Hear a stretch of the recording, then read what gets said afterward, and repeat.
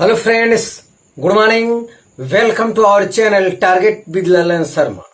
तो आज विद्यार्थी हम लोग घनाभ पर आधारित प्रश्न को सॉल्व करेंगे। पहले फार्मूला समझते हैं, फिर न्यूमेरिकल देखते हैं। तो ये रहा आपका घनाभ। इसका आयतन होता है लेंथ और इंटू ब्रेथ, चौड़ाई इंटू ऊंचाई। तो ध्यान देना, आज से दिमाग में रहना चाहिए कि घनाभ का आयतन होता है लंबाई गुणे चौड़ाई गुणे ऊंचाई। फिगर में भी बनाया गया है।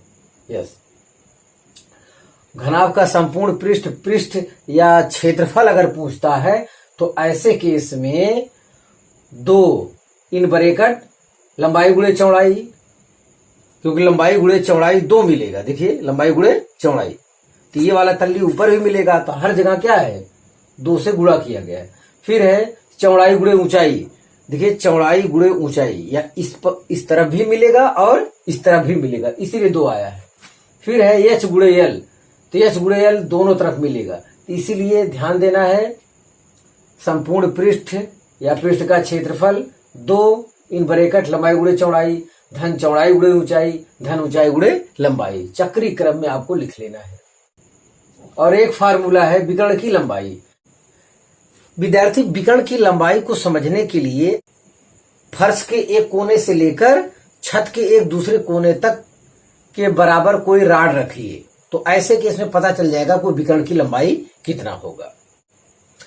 तो फर्श के विकर्ण के लिए तो मिल जाएगा क्या, L square plus B square.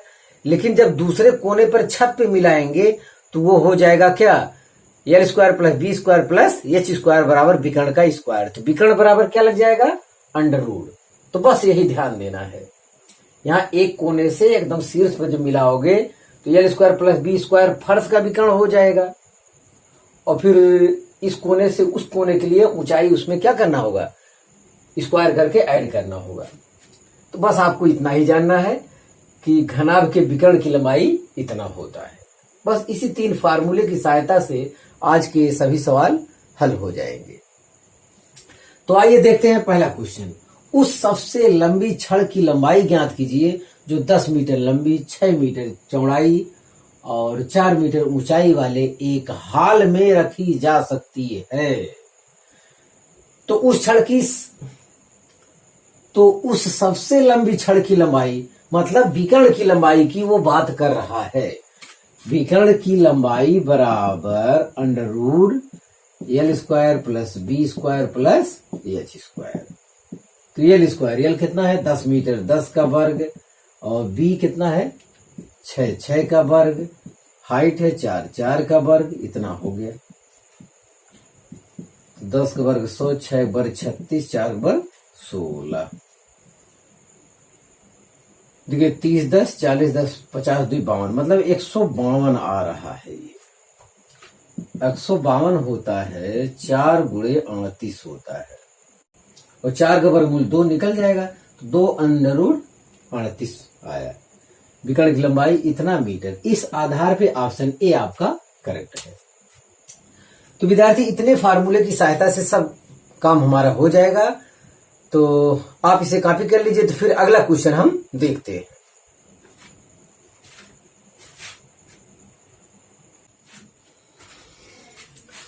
हाँ विद्यार्थी, दूसरा क्वेश्चन देखा जाए।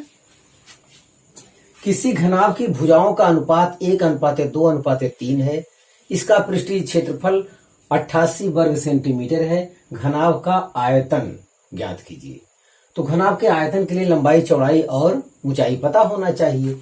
तो मान लेते हैं कि लंबाई एल बराबर एक्स है, क्योंकि 1:2:3 दिया है। तो चौड़ाई बी बराबर हो जाएगा 2x, ऊंचाई एच बराबर 3x। तो जब तक x की वैल्यू पता नहीं चलेगी तब तक आयतन नहीं निकल पाएगा। तो x की वैल्यू पता लगने के लिए आपके पास एक और जानकारी है पृष्ठीय क्षेत्रफल का। तो पृष्ठीय क्षेत्रफल A इक्वल टू होता है 2 इन ब्रैकेट लंबाई गुणे चौड़ाई प्लस चौड़ाई गुणे ऊंचाई प्लस ऊंचाई गुणे लंबाई। तो इसमें आप रखते हैं, देखते हैं 88 बराबर 2 लंबाई गुणे चौड़ाई लंबाई एल गुणे बी, देखिए 2x स्क्वायर हो जाएगा, बी गुणे एच, तो 3 दूनी 6x स्क्वायर हो जाएगा, एच गुणे एल तो 3x स्क्वायर हो जाएगा, इतना होगा यहाँ पे। तो ये कटेगा 44 आएगा यहाँ पे। तो ये 6 2 8 3 11 एक्स स्क्वायर, 11 चौक 44, एक्स स्क्वायर बराबर 4, तो एक्स बराबर 2 आ गया। एक्स बराबर जब 2 आ गया तो यहां रखेंगे, तो एल बराबर 2 सेंटीमीटर, ये 2 दूनी 4 सेंटीमीटर आ गया, और 2 तिहाई 6 सेंटीमीटर आ गया। अब आयतन हम लोग निकाल सकते हैं। आयतन क्या है? एल बी एच, यहां से अब रख दीजिए। तो एल आपका है 2 × 4 × 6, 6 चौके 24 दूनी 48 सेंटीमीटर क्यूब। इस आधार पे ऑप्शन सी आपका करेक्ट है। तो जल्दी जल्दी करना होगा, फार्मूला लिखने की जरूरत नहीं है। हाँ विद्यार्थी, तो आप इसे कॉपी कर लीजिए। तो फिर अगला क्वेश्चन हम देखते हैं।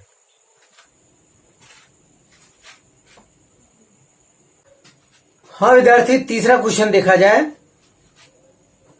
एक 6 मीटर लंबे तथा 4 मीटर चौड़े हौज में पानी की गहराई 1 मीटर 25 सेंटीमीटर है। हौज की गीली धरातल का कुल क्षेत्रफल होगा।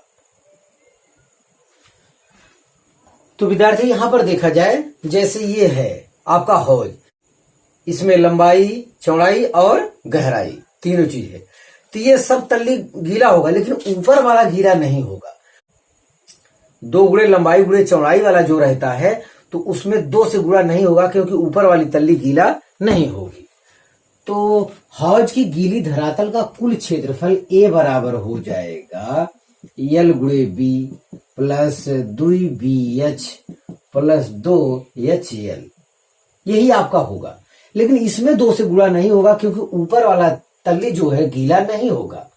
तो हौज की गीली धरातल का कुल क्षेत्रफल ए बराबर हो जाएगा लंबाई गुणे चौड़ाई धन 2 गुणे चौड़ाई गुणे ऊंचाई धन 2 गुणे ऊंचाई गुणे लंबाई। तो बहुत ही अच्छा सवाल है, क्योंकि हौज का ऊपरी वाला तल जो है गीला नहीं होगा, इसीलिए यहाँ पे 2 से गुणा नहीं हो रहा है, और बाकी हर जगह गीला होगा। यस, अब वैल्यू को रखते हैं। एल है आपका 6 मीटर, बी आपका है 4 मीटर प्लस 2B 4 मीटर, और एच दिया है 1 मीटर 25 सेंटीमीटर, तो 1.25 हो जाएगा मीटर, प्लस 2 गुणे एच दिया है 1.25 मीटर गुणे एल है 6 मीटर, इतना हो गया। 6 चौके 24 प्लस 1.25 दूनी 2.5 हो जाएगा, 2.5 चौका 100 हो जाएगा, और एक अंक पे दशमलव लगाएंगे तो मतलब 10 आ रहा है, प्लस 1.25 दूनी 2.5 और 25 छक्का 150, एक अंक पे दशमलव लगाएंगे तो आएगा 15। तो 15 10 25 24 49 मीटर स्क्वायर। इस आधार पे ऑप्शन डी आपका करेक्ट है। तो आप इसे कॉपी कर लीजिए। तो फिर अगला क्वेश्चन हम देखते हैं।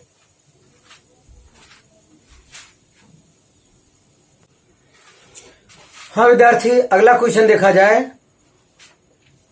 एक आयताकार हाल की चौड़ाई उसकी लंबाई का 3/4 है। यदि फर्श का क्षेत्रफल 768 मीटर स्क्वायर हो तो हाल की लंबाई और चौड़ाई का अंतर है। तो यहां पर दिया है हाल की चौड़ाई उसकी लंबाई का 3/4 है। तो मान लेते हैं लंबाई है x, तो चौड़ाई हो जाएगा 3/4 x, बस इतना है। अब दिया है यदि फर्श का क्षेत्रफल, तो फर्श का क्षेत्रफल माने लंबाई गुणे चौड़ाई, लंबाई गुणे चौड़ाई बराबर दिया है 768 वर्ग मीटर। तो ये वैल्यू यहां पे पुट किया जाए। केवल फर्श जमीन का कह रहा है, जैसे ये है तो केवल जमीन के बारे में बोल रहा है। जमीन का क्षेत्रफल क्या, लंबाई गुणे चौड़ाई केवल लिया जाएगा। तो यल आपका है x और बी आपका है 3/4 x बराबर 768। तो यहां से x स्क्वायर बराबर हो जाएगा 768 गुणे 4/3 हो जाएगा। 3 से कट रहा होगा, 3 दूनी 6, 3 5 15, 3 6 18, बस। तो x स्क्वायर बराबर इतना गुणे इतना आया। तो x बराबर हो जाए 256। देखिए 16 का वर्ग है और ये 4 है तो 2 का वर्ग होगा, 2 आया। वर्गमूल लेंगे ना, 2 जोड़ा में से जोड़ा लेंगे। तो x इक्वल टू क्या आया, 32 आया। तो x इक्वल टू 32 जब यहां रखेंगे तो ये लंबाई हो गया 32, चौड़ाई हो जाएगा 3/4 गुणे 32 हो जाएगा। इतना देखिए, 4/8 32, 8×3 24, ये 32 आया, चौड़ाई 24 आया। अंतर L माइनस बी, तो 32 माइनस 24 8 है, 8 मीटर। इस आधार पे ऑप्शन ए आपका करेक्ट है। तो अच्छा सवाल था। तो आपको ये जानकारी दिया था और धरातल का फर्श का क्षेत्रफल दे दिया, लंबाई गुणे चौड़ाई से निकाल लिए। तो यक्स जो अननोन हो रहा था वो हमें पता चल गया। यक्स पता चल गया, इसमें रख देंगे तो हमें लंबाई और चौड़ाई अलग अलग पता चल जा रहा है। उनका अंतर पूछ रहा है तो अंतर कर लिया, आंसर आ गया ऑप्शन ए। तो आप इसे कॉपी कर लीजिए। तो फिर अगला क्वेश्चन हम देखते हैं।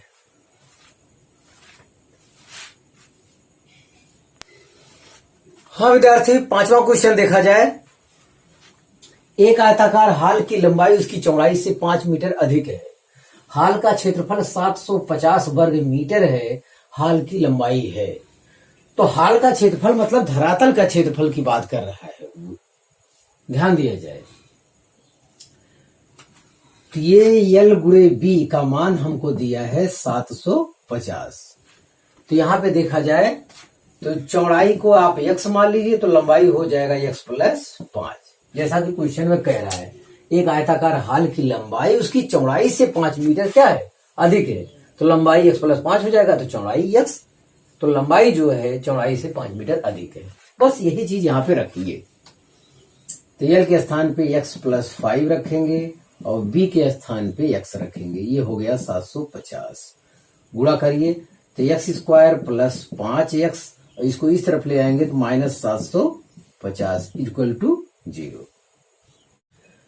इसका फैक्टर जो हो जाएगा 30 गुणे माइनस 25।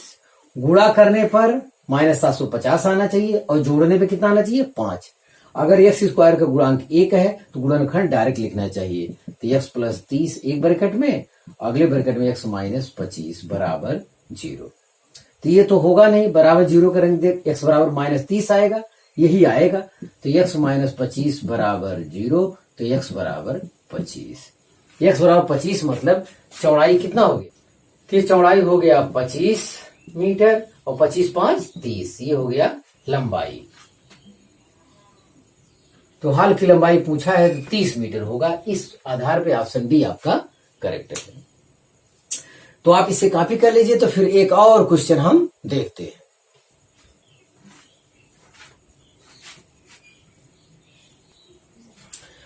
हाँ विद्यार्थी, आज का लास्ट क्वेश्चन देखा जाए।